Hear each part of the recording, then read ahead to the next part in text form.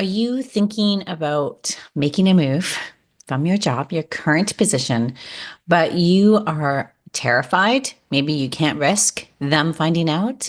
Well, let's talk about how to find that dream job, that next job, quietly and strategically while you're still employed without your boss finding out. See you on the other side.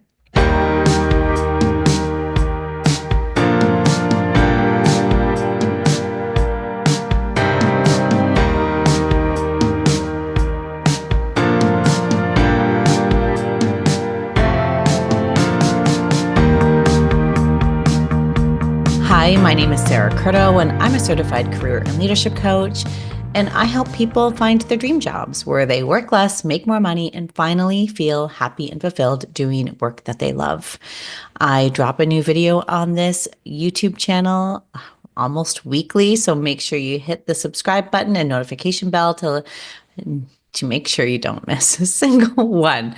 Okay, I want to talk today about an issue that many people have. So you're currently working, either you hate it or you tolerate it, and you want to leave, but you are afraid that your management team, HR, could find out and I don't know, hold you back in some way. And it is true. So we do not want our current employer to know that we are looking because they could limit what they give you in terms of responsibilities and opportunities. It also could lead to, if they're talking layoffs, to you being put on the chopping block. So it is in your best interest for you to keep this under wraps, which is stressful. It's like, how do we do that? How do we make sure that we have the time, the energy to look for a new job without them finding out? But I know how. So I am going to tell you how to do this, the steps to do this. Number one is clarity. You want to get clear on what you want first. Now, you are employed. So that does give you some semblance of time and control over your next role. So there are reasons why you want to leave. So you need to understand what those reasons are, and you want to kind of find the counterpoints to them. So if you want to leave because the organization is too flat, meaning there is no opportunity for you to grow, or everyone in leadership has been there for ages and they're not going to retire soon, and it's that sort of organization, you need to understand what it is you're leaving from so that you can find that in your next position. Because what I tend to see is some people jumping into the resume. They think that they start their job search with a resume, and then they land in a job where they don't actually want to be. It doesn't actually solve the problems that they're looking for. So defining what that is in terms of the pieces of the job, plus target titles and industries. But the key really is those non-negotiables. We need to be intentional with your time here. Like you do not have as much time as an active job seeker, someone who's not employed. So we really need to be intentional and focused, and knowing what it is you want first allows you to do that. So tip number one, get clear on what you want first. Tip number two, there's the resume, there's the cover letter, all of those pieces, yes. But then there's LinkedIn. And we do want to still use LinkedIn even when we are working, when we are employed, because we want recruiters to come find us, to bring opportunities to our doorstep.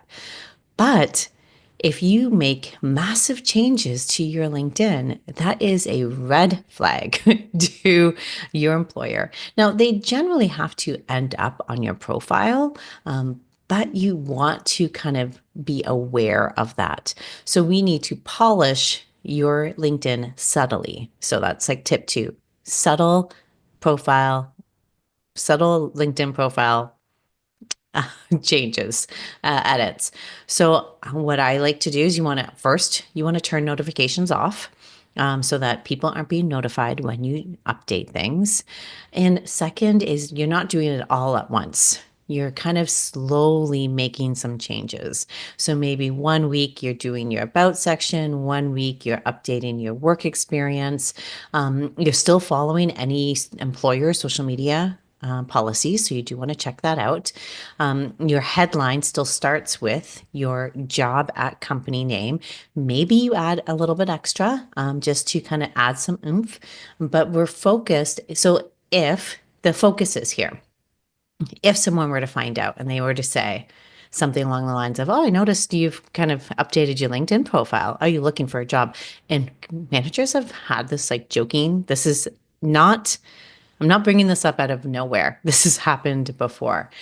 It, the sort of lens you want to view this through is the ability to have the response to that.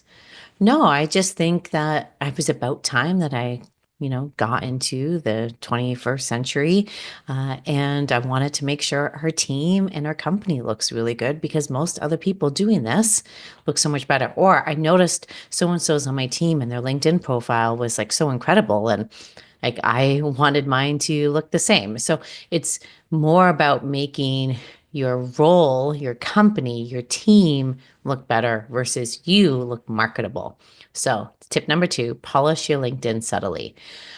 Tip number three is like an assumed one, but as someone who recruited for 15 years, who screened over 100,000 resumes, use your personal devices and your private email. I know people who got suddenly laid off and were like, oh, shoot, all of my resumes were on my work computer. No, you need to have your stuff. You don't want to risk getting in trouble. And you need to use a private email address. The amount of applications that I got with their work email on their resume, no, never search or apply from your work computer or email. Um, I want you to like set that sort of clear boundary. That's an easy peasy one. Done. Okay. Tip number four is leverage your network discreetly. So you want to think about the people you already know in your network, and you want to think about who can know about this and who cannot know about this. And you do not want to reach out to the people who cannot know for obvious reasons. And we want to sort of, for the people we can reach out to or are confident we can reach out to, we're still kind of reaching out with curiosity, especially if they have ties to anyone in your current company, even if you trust them. So it's like, I'm starting to explore what's next. Would love your insights. We haven't talked in a while. Do you have time to catch up and then say something verbally? Do not put that you're looking for a new job in the email. Like that is the key. We do not want any written things that can get back to your current employer. And I think it's a great thing. Like obviously networking leads to 80% of most jobs, 70 to 80% of most jobs.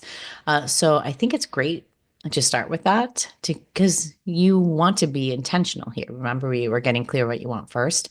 And networking allows you to be that intent, to have that intent in your job search. So prioritizing some networking and reconnecting with our network early on versus job applications allows you to maintain that control and to keep that intent.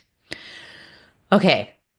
Tip number five is a tough one, is the interview logistics. Because most positions now require 4 to 6 interviews before a hire is made. It used to be 3, and some companies still do 3, and I wish that 3 was the norm, but 4 to 6 tends to be what we see. So we need to think about how to schedule interviews without raising red flags. So lunch breaks, obviously, the days you're working from home, obviously, early mornings, scheduling vacation days or personal days or family appointment days. And I think I'm a planner. So I like to think about some simple, easy excuses when any last minute interviews come up so that you have it at the ready. And sometimes people know, sometimes they don't say anything. But I think trying your best to hide the fact that you're interviewing is obviously the best thing to do. And then the last tip, tip number 5, is managing your energy. And this is in your job search and at work. So, this is going to be a period of time that's going to be just a little exhausting, probably. You're going to want to obviously stay engaged and professional at work. I do feel you can probably stop giving 100%. You can probably dip that down to 80% and use that 20% extra energy on your job search. I think that is completely fine. It usually is not even noticed. I think trying to ensure you're scheduling your rest, your relaxation, your life around the job search. And I want you to think about no more than 5 hours a week in your job search. And even that's a lot.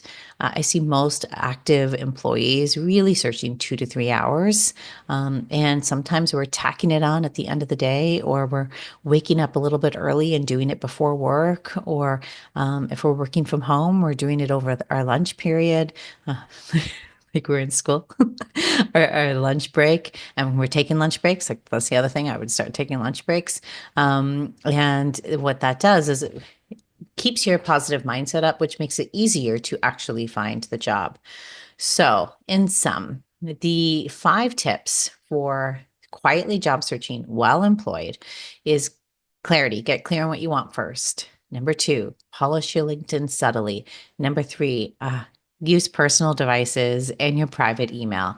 Number 4, be discreet in how you leverage your network. And number 5, well, there's 6 tips. Um, number 5, logistics for interviews. So kind of prepare for interview logistics. And then number 6, managing your energy in their job search and at work.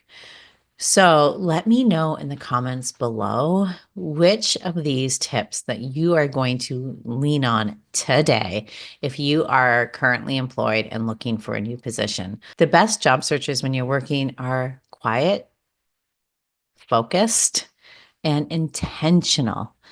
No panicking, no, like we have time. You're not stuck. You're strategizing on taking that next step in your career. I'll see you next week with a new YouTube video. Take care. Bye. If you liked this video, then I invite you to join me in the Find Your Dream Job program, where you work less, make more money, and finally feel fulfilled doing work that you love. Find out more at www.saracurto.ca/CYLA. See you there.